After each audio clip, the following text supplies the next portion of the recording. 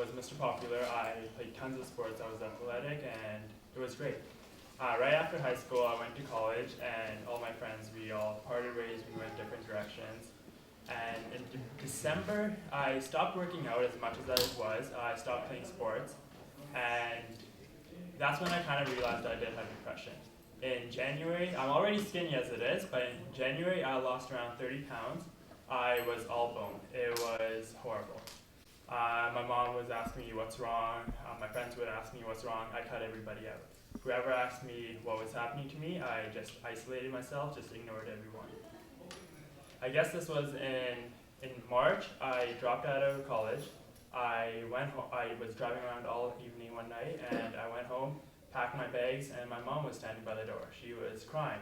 She didn't know what was happening. She just knew I was leaving. She wasn't educated on mental health at that time. She didn't know what depression was, what anything was. And I packed my stuff. I went to my brother's room, hugged him, said goodbye, and just left. I was planning on killing myself that night. So in the Okanagan, you have a highway right by the lake. So I was driving along there, just trying to find a spot just to drive my car off the cliff. I texted my sister. I said goodbye to my little brother, but not to my sister. So I texted her. I just said hi. And I waited for her text. I was parked right by the cliff, and I fell asleep. So I was just waiting. She texted me at 6 in the morning, and she's like, hey, sorry, I was busy with school. How's everything going? And I was like, I just wanted to say how you were doing. She's like, come visit. You haven't seen me in a while. And this was early in the morning. I was like, okay, I will go say bye to her in Victoria. And yeah. So I started driving on the Coca-Cola. Numerous times I was thinking of I could just run away or I just could end everything right now and no one would know. I ended up going to Victoria, and by that time my parents knew I wasn't home. They contacted my aunt, so I spent the night at my aunt's in Victoria. Sister came over. None of them asked what was wrong with me. None of them said, what's happening, why did you lose so much weight, what's going on, do you need help? Instead, they acted like everything was normal. I was depressed. I was going to kill myself not even 24 hours before. And we went there. My younger cousin, he was in kindergarten. He grabbed my hand, he's like, let's go play basketball. And I was like, wow, he's not even saying how skinny I am or what's wrong with me, why I'm sad. We played basketball. He's like, now let's go to the park. My sister's like, yeah, let's go to U of A. Instead of saying what's wrong, they assumed everything was fine. I wasn't eating properly. My aunt made my favorite meal, and she's like, hey, I made your favorite meal, you have to eat it. Slowly things got better. And I realized I needed sports. I needed to interact with people. I got back to the Okanagan and I messaged one of my friends. I was like, hey, I wanted to kill myself. This is my story. And he's like, let's go play basketball like we used to. I went to the court. All of a sudden, 15 of my friends showed up. I was like, wow, you guys actually never left. They're like, no, you cut us out.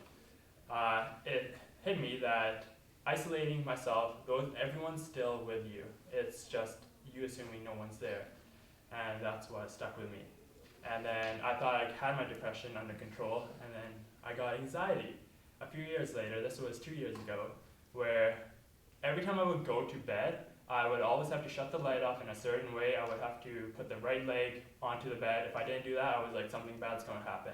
And some nights I wouldn't fall asleep. It was just, something bad will happen if I don't do it.